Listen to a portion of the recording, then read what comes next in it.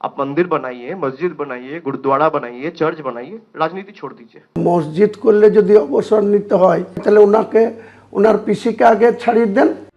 বাবরি মসজিদের শিলান্যাসের পর নতুন দল গঠন করে রাজ্য রাজনীতির আলোচনার কেন্দ্রে হুমায়ুন কবির। সংখ্যালঘু ভোট ব্যাংকই যে তার টার্গেট তাও বারবার তিনি স্পষ্ট করে দিয়েছেন। এখানেই পর্যবেক্ষকদের একাংশের মতে হুমায়ুন কবির সংখ্যালঘু ভোট ব্যাংকে ভাগ বসালে তাতে সবথেকে দুশ্চিন্তা তৃণমূলের। এই অবস্থায় হুমায়ুন কবিরের বিরুদ্ধে সুর চড়ালেন অভিষেক বন্দ্যোপাধ্যায়। जिसको मंदिर मस्जिद बनाना है, मेरा अर्जी ये है भाई सबको बनाने का हक है, कोई दिक्कत नहीं है।